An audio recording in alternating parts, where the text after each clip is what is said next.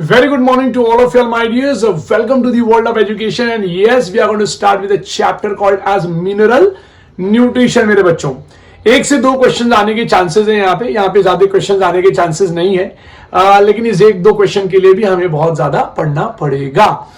Now ये जो chapter है, this chapter it deals with many of the factors. हम बहुत सारे फैक्टर्स की बात करेंगे जो इंपॉर्टेंट होंगे, बहुत सारे फिनोमिनन्स की बात करेंगे जो बहुत ज्यादा इंपॉर्टेंट होंगे.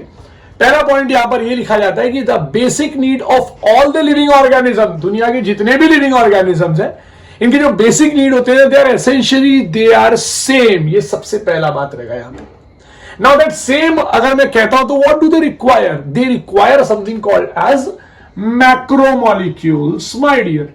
अब मैक्रोमोलिक्यूल का बात करूंगा तो सबसे पहला नाम आएगा कार्बोहाइड्रेट का, राइट. नेक्स्ट आएगा something called as proteins. Proteins, I can say they are nothing but building block. Carbohydrate, I can say they can show you the instant source of energy, right? Then plant के अंदर they play functional as well as structural elements. मैं आपको बता दूं, structural part में भी बहुत important है. For example, cell wall, ठीक है. So next आ जाता है something called as fats. Basically plant के अंदर present होता है oil और animal में ज्यादातर present होता है fats. They also require something called as water and mineral. जब मैं मिनरल की बात करता हूं तो आपको समझ में आना चाहिए कि you will study basically the inorganic plant nutrition. अब आप क्या क्या पढ़ेंगे ये entire chapter में, right? So इस entire chapter में आप पढ़ने वाले हैं inorganic plant nutrition. Basically मैं ज्यादातर inorganic contents पे ज्यादा ध्यान दूंगा और ज्यादा जो है वो उसके बारे में आपको बताऊंगा. जब मैं ये सब वर्ड लिखता हूं ना न्यूट्रिशन, तो वहां पर एक पॉइंट आता है, what do you mean by nutrient? Nutrient is a chemical substance. बहुत इंपॉर्टेंट पॉइंट है, याद रखना. Nutrient is a chemical substance that function as a raw material, my dear. क्या फंक्शन करता है मेरे बच्चे? Raw material for the synthesis of structural and functional substance of living organism. मेरे बच्चों, इस पॉइंट को आप याद रखेंगे, बहुत ही ज्यादा इंपॉर्टेंट है. दूसरा खास बात हम बात करेंगे मिनरल न्यूट्रिएंट्स के बारे में. These are inorganic substance obtained by the plants.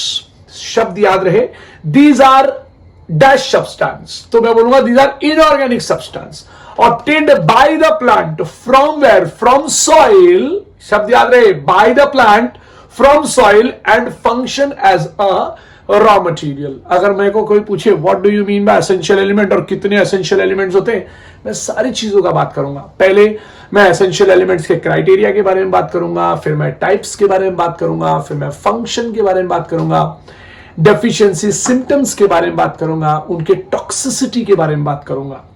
Will also deal with something called as hydroponics. we'll be dealing with the translocation and finally we'll be dealing with nitrogen metabolism. ये सारी चीजें मैंने यहां पर लिख के रखा हुआ है. We'll be dealing with the criteria for establishing essentiality. The mineral, कौन सा मिनरल कितना एसेंशियल है, ये हम पढ़ने वाले हैं इस पॉइंट के थ्रू, ठीक है. दूसरा हम और पढ़ने वाले हैं रोल ऑफ एसेंशियल एलिमेंट्स मेरे बच्चों. Now what are essential elements, what are non essential elements, ये भी हम देखेंगे. मेजर डेफिशिएंसी एंड सिम्टम्स पढ़ेंगे मेरे बच्चों. बहुत सारे डेफिशिएंसीज पढ़ेंगे कि फ्रॉम विच एलिमेंट और from which basically uh mineral the deficiency occurs. Different type की डेफिशिएंसीज पढ़ेंगे. Mechanism of absorption of these essential elements are also very much important, तो हम ये भी पढ़ेंगे. हम पढ़ेंगे significance and mechanism of something called as biological nitrogen fixation. So मैं जो स्टार्ट करूंगा वो सबसे पहला टॉपिक होगा hydroponics. So now what we are going to discuss is very important topic called as hydroponics. As I said my dear, hydroponics याद रखना, it is a soilless culture.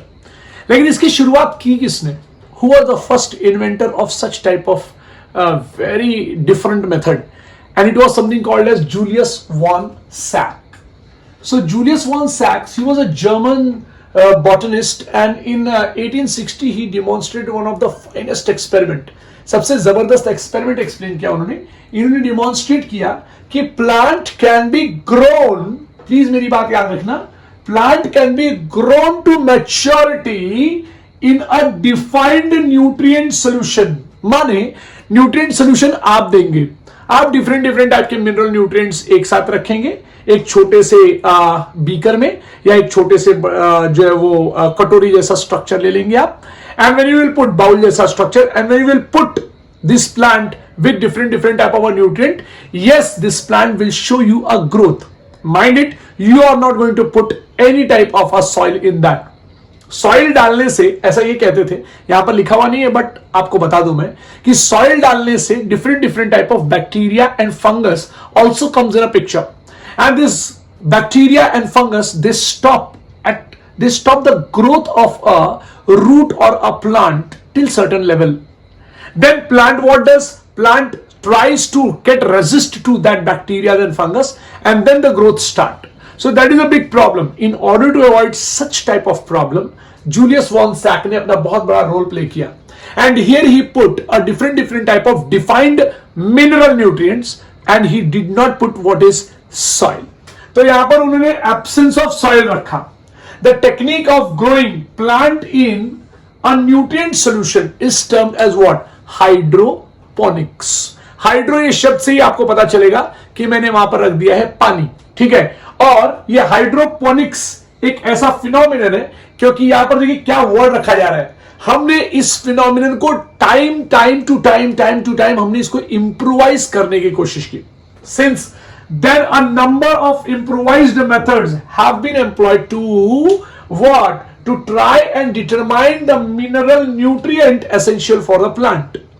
We tried different type of nutrient. हमने पहले nitrogen डाल के देखा, फिर हमने phosphorus डाल के देखा, फिर हमने पोटेशियम डाल के देखा, हमने क्लोराइड आयंस डाल के देखे, राइट, हमने सल्फर डाल के देखा, हमने बोरॉन डाल के देखा, मोलिब्डेनम जैसे एलिमेंट्स को डाल के देखा, और उन चीज को अवॉइड भी किया.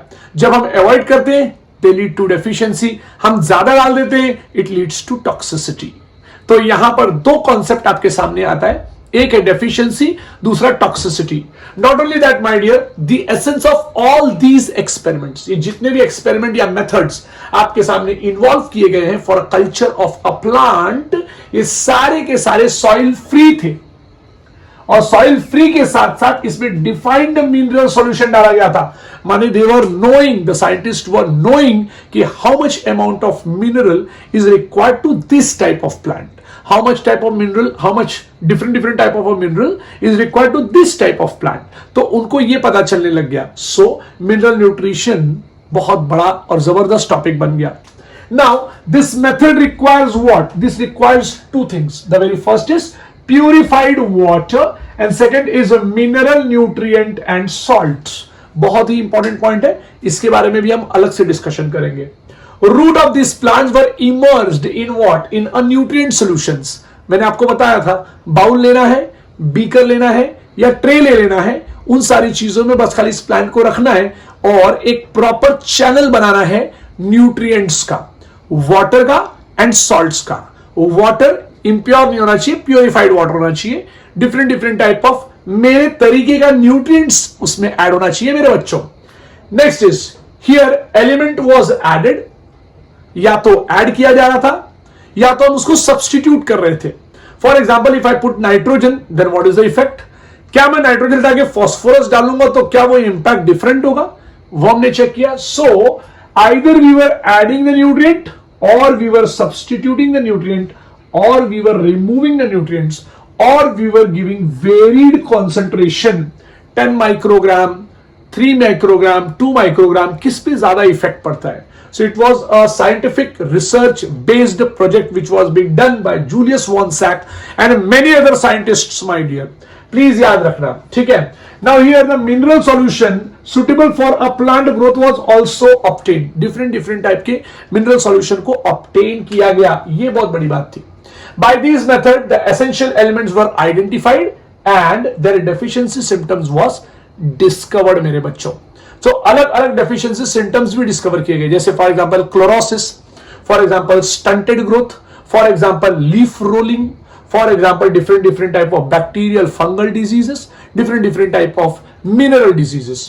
हाइड्रोपोनिक हैड बीन सक्सेसफुली, मेरे बच्चों याद रखना, it had been successfully employed as a technique for commercial production of certain vegetables such as tomato एक बात, सीडलेस कुकुम्बर दूसरी बात, लेट्यूस तीसरी बात.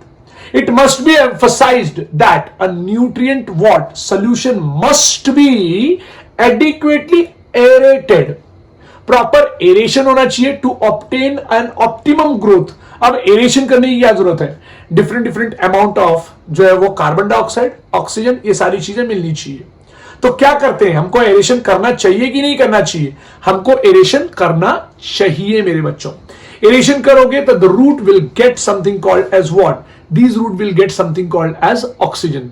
जरा मेरे को बुक देना तो please. Now here can you see this very important fact my dear. आप देख सकते हैं यहां पर ये diagram. Can you see this diagram? देखिए ये वाला डायग्राम देखिए मेरे बच्चों. ये डायग्राम में आपको क्या दिख रहा है? यहाँ पे एरेटिंग ट्यूब दिख रहा होगा मेरे बच्चों. दिख रहा है? मैं इसको ही सामने रखता हूं, जरा ध्यान से देखो. एरेटिंग ट्यूब दिख रहा है यहाँ पे मेरे बच्चों. यहाँ पे मैंने कॉटन लगाया हुआ है and what I put here is a funnel for adding water and nutrient. अब यहाँ पे जो एरेटिंग ट्यूब है यहां से we can put a large amount of oxygen because I can not put carbon dioxide here मेरे बच्चों, क्योंकि root does not perform photosynthesis but it performs respiration my dear. So from aerating tube you have to put oxygen in this. Uh nutrient medium is present. समझ में आया मेरे बच्चों? Cotton यहां पर लगा देना है और यहां पर आपको मिलेगा funnel for adding water and nutrient. Different different nutrient आप यहां से ऐड कर सकते हैं और वाटर ऐड कर सकते हैं. अगर आप ये ऊपर वाले पार्ट को देखते हैं तो देखिए जरा किस पैटर्न में इसको लगाया गया है. See there is a plant, there is a tube like structure and inside it there is a water. हम क्या करते हैं, हम न्यूट्रिएंट सॉल्यूशन यहां पर ऐड करते हैं मेरे बच्चों. हाँ, और आप देख सकते हैं यहां पे पंप प्रेजेंट है. So what we do is we provide a proper circulation of water. See the circulation of water is going on. ये ऐसे घूम के फिर वापस यहां पर आ जाएगा. So these two important diagrams are very much important मेरे बच्चों. तो ये पॉइंट आप याद रखना. Pump circulates a nutrient solution from reservoir of elevated and. ये थोड़ा सा टिल्टेड होता है मेरे बच्चों एंड एलिवेटेड एंड में हम लोग वाटर रिलीज कर देंगे. We will pump the water from here और ये वाटर अपने आप इसको टच करके नीचे आएगा बिकॉज इट इज एलिवेटेड. शब्द याद रहे, ये एलिवेट हुआ है मेरे बच्चों. और ये पानी नीचे की तरफ क्यों आएगा? Due to gravity. तो नीट में क्वेश्चन पूछ सकते हैं, प्लीज आप इसको याद रखेंगे मेरे बच्चों. ठीक है. Now what we are going to start is something called as criteria for essentiality मेरे बच्चों. अब हम बात करेंगे criteria for essentiality. So now the topic is essential mineral elements. Okay my dear. So most of the mineral present in a soil can be absorbed by the roots of a plant. Yes or no? ठीक है. Now there are about 105 elements out of which 60 elements मेरे बच्चों 60 elements are found so far in different type of plants. मतलब किसी न किसी plant में ये तो प्रेजेंट रहेगा ही, चाहे आप कुछ भी कर लीजिए. Okay. Now there are certain compounds which contain different type of elements. लेकिन हम बात करेंगे डायरेक्टली वो एलिमेंट प्रेजेंट है क्या उस प्लांट में, हम ये देखने की कोशिश करेंगे. इसमें से जो सबसे पहला एलिमेंट हम डिस्कस करने जा रहे हैं that is something called as selenium. So selenium is found in astragalus नाम का प्लांट. दूसरा नाम आएगा gold and gold is found in phacelia, PHACELIA. Next is something called as strontium. It's a radioactive element. It is found in a radioactive site. Basically इसको जब ढूंढा गया तो पता चला ये बार्ले नाम के प्लांट में ये स्ट्रॉन्शियम जो है वो ये एलिमेंट मिला था. So please आप इस बात को याद रखिए. There are different about technique available to detect even a very minor amount of elements or minerals present in a plant. Now कितने लो कॉन्सेंट्रेशन तक हम जा सकते हैं? इट इज 10⁻⁸ ग्राम पर मिलीलीटर ऑफ अ सोल्यूशन और अ मटेरियल जो भी आपको मिला है हम उसके अंदर भी ढूंढ पाएंगे. Now why the minerals are essential? Do they have certain criteria? Yes, they have certain criteria. So पहला क्राइटेरिया ये होना चाहिए कि जिस एलिमेंट का हम बात कर रहे हैं, कोई भी एलिमेंट आप ले लीजिए, अगर उसको एसेंशियल वाले कैटेगरी में डालना है तो सबसे पहला पॉइंट होगा कि they should be absolutely necessary for supporting normal growth and reproduction. My dear please याद रखना, नॉर्मल ग्रोथ एंड रिप्रोडक्शन होना चाहिए उस एलिमेंट की वजह से. नॉट ओनली दैट, अगर उस एलिमेंट का एब्सेंस हुआ मेरे बच्चों, the plant will not be able to grow और neither it will able to reproduce or neither it will be able to set a seed. माने कुछ ना कुछ गड़बड़ी आपको दिखेगी। माने कोई प्लांट बेचारा सीड सेट नहीं कर पा रहा है किसी एलिमेंट की वजह से, या कोई प्लांट में रिप्रोडक्शन नहीं हो पा रहा है किसी एलिमेंट की वजह से, या वो प्लांट अपना लाइफ साइकिल नहीं खत्म कर पा रहा है बिकॉज ऑफ दैट एलिमेंट, और उससे पहले वो मर जा रहा है। सो वो एलिमेंट जिसकी वजह से सब कुछ हो रहा है ना my dear, this is termed as what, it is termed as something called as essential element या एसेंशियल मिनरल एलिमेंट, जिसको हम नाम देते हैं। दूसरा important point, requirement of these element must be specific, मतलब it should not be replaceable by any other element. My dear याद रखो, अगर मुझे डीएनए में फॉस्फेट मॉलिक्यूल फॉस्फोरस चाहिए, तो क्या मैं उस फॉस्फोरस को हटा के वहां पे मॉलिब्डेनम डाल के वो डीएनए बना सकता हूं क्या? पॉसिबल ही नहीं है। सो फॉस्फोरस बिकम्स एसेंशियल एलिमेंट क्योंकि वो ये वाला क्राइटेरिया फॉलो करता है। क्या? Requirement of the element must be specific, non replaceable ability होनी चाहिए, मतलब it will not be replaced by any other element मेरे बच्चों। Now the element must be directly involve in a metabolism of a plant, directly involve होना चाहिए metabolism of a plant में मेरे बच्चों। Different different type of chemical reaction है, उसमें directly entry होना चाहिए। जैसे मैं आपको बता दूं Fe++, Mg++, मैंगनीज, कैल्शियम। अब आपको बताना है कि जो मैंने नाम लिए हैं उसमें से कौन कौन से क्लोराइड आयंस, कौन कौन से ऐसे एलिमेंट्स हैं जो बहुत ही ज्यादा एसेंशियल है, खासकर आप फोटोसिंथेसिस और रेस्पिरेशन नाम के चैप्टर में देखेंगे मेरे बच्चों। Now, based upon the above criteria, मेरे बच्चों, only few element has been found to be absolutely essential for plant growth and metabolism.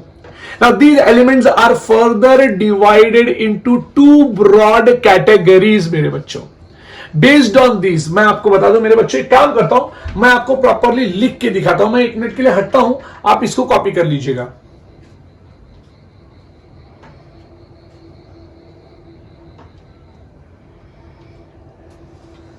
Okay बच्चों, तो ये मैं यहां पे से मिटा दे रहा हूं और आप इसको जो है वो एक बार जो है वो कॉपी कर लेंगे।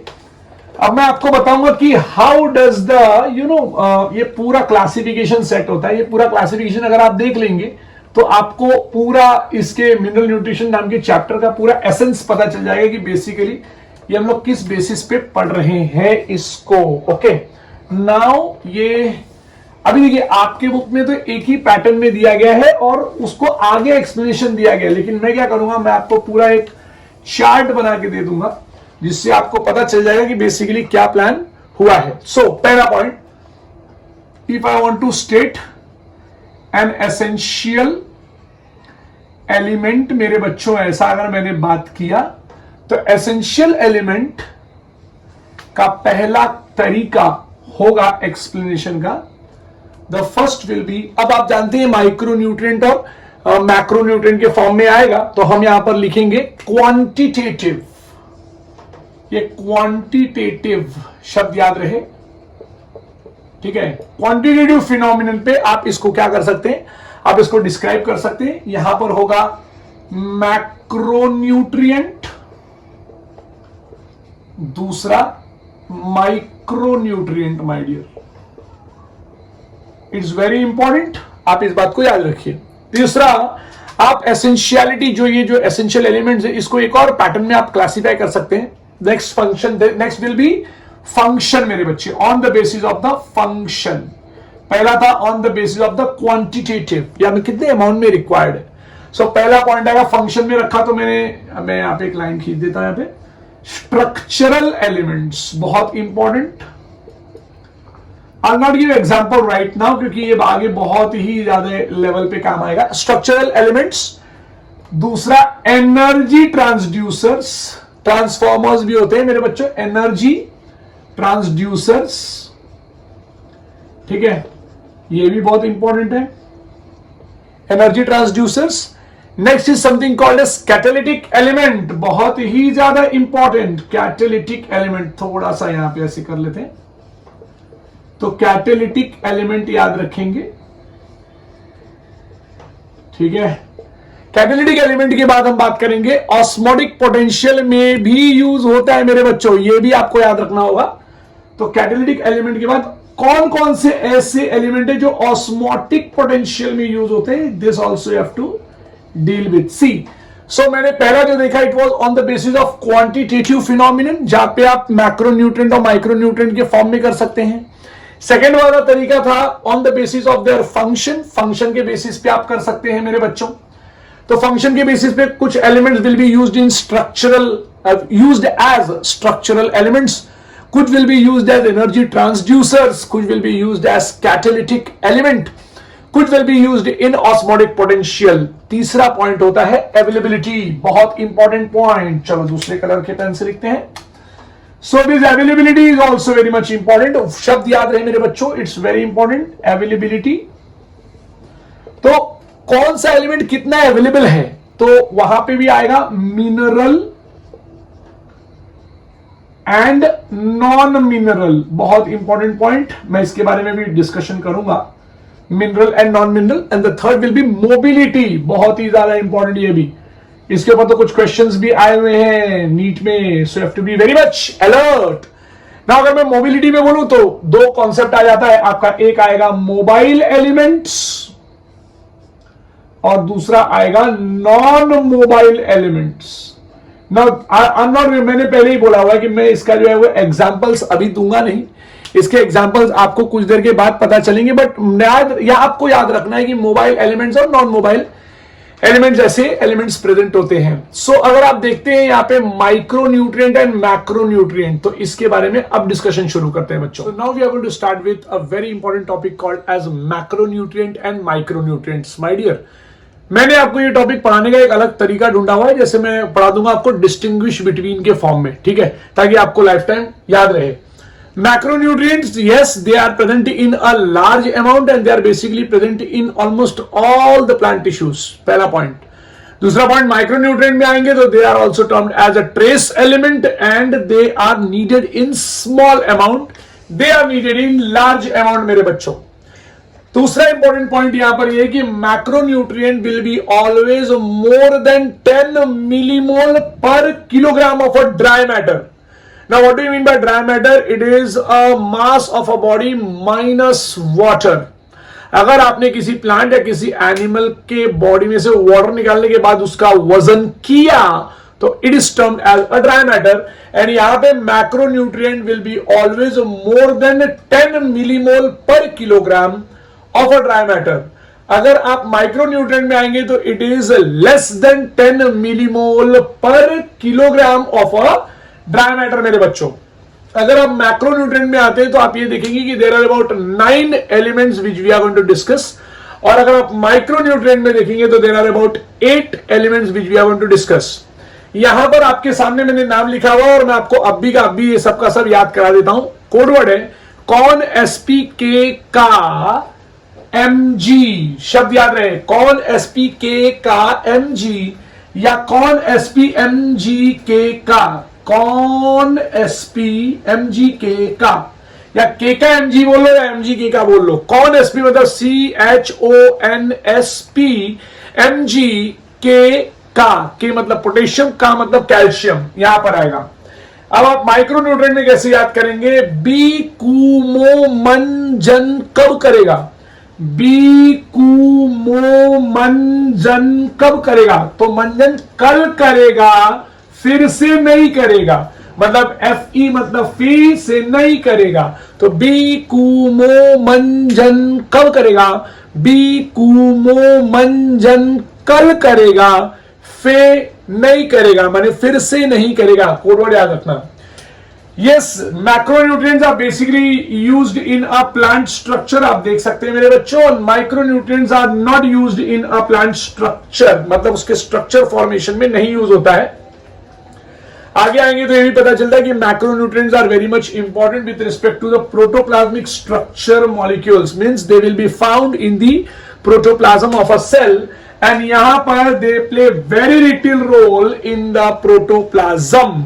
नॉट ओनली दैट, मैं आपको बता दूं यहां पे they play secondary role in enzyme role activation. Please याद रखना, दे प्ले सेकेंडरी रोल, बहुत इंपॉर्टेंट पॉइंट है। एंड यहां पे दे प्ले प्राइमरी रोल।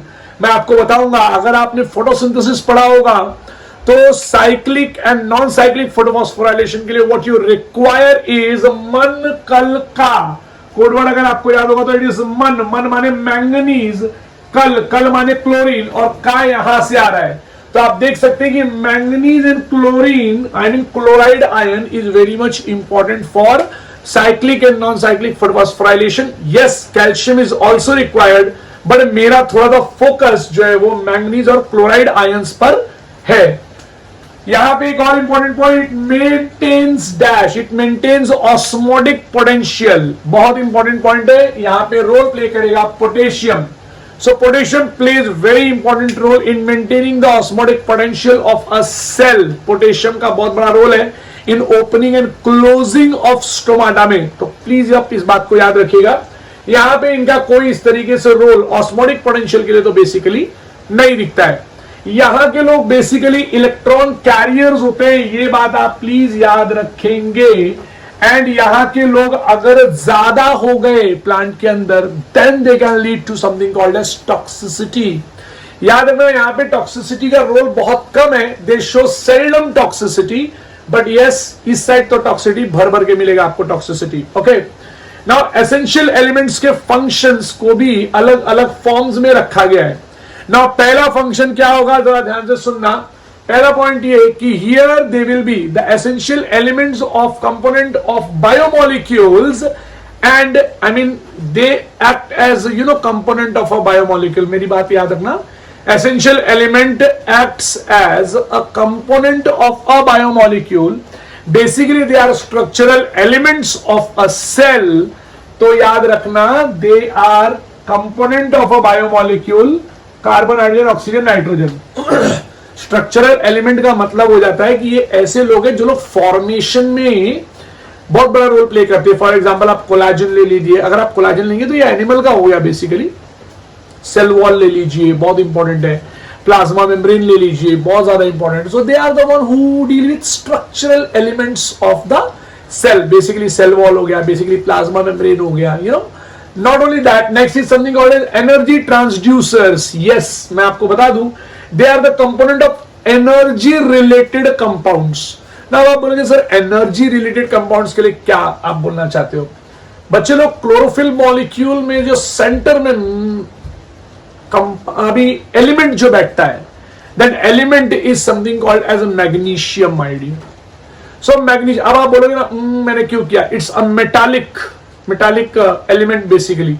तो magnesium is present in the centre of a chlorophyll molecule.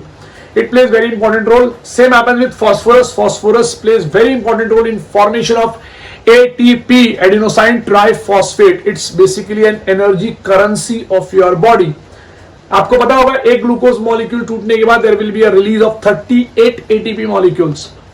Essential element that activates or inhibits enzyme. For example, magnesium, I mean they can be acting as activator और inhibitor. ये catalytic enzyme की बात कर रहा हूं मैं यहाँ पे। ये मैंने एनर्जी ट्रांसड्यूसर की बात की और मैंने यहाँ पे स्ट्रक्चरल एलिमेंट्स की बात की। मैं आपको ये बताना चाहता हूं कि एसेंशियल एलिमेंट्स के रोल्स क्या क्या है। आप देख सकते हैं कभी कभी वो स्ट्रक्चर फॉर्म करने के मूड में रहते हैं, मतलब cell wall formation and all that stuff. कभी कभी यही एलिमेंट सीधे घुस जाते हैं for formation of energy molecule like ATP molecules, right. कभी कभी they become very proper activator और दे बिकम इनहिबिटर।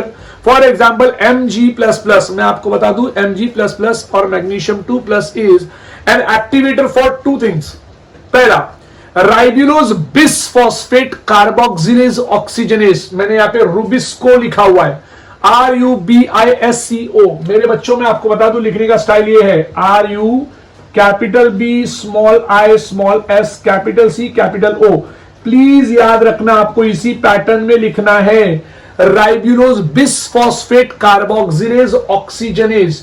दूसरा एक और नाम आता है PEPKs, माने phosphoenol pyruvate carboxylase.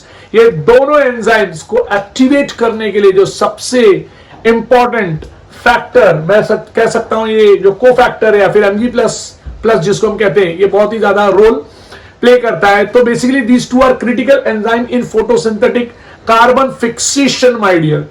Next is something called as Zn++। मैं आपको बता दूं Zn is activator of alcohol dehydrogenase, and molybdenum is very good activator for nitrogenase. मैं आपको बता दूं मेरे बच्चों, नाइट्रोजनेस ड्यूरिंग नाइट्रोजन मेटाबॉलिज्म में ये काम में आता है. मैं इसके बराबर प्रॉपरली आपको एक्सप्लेनेशन दूंगा.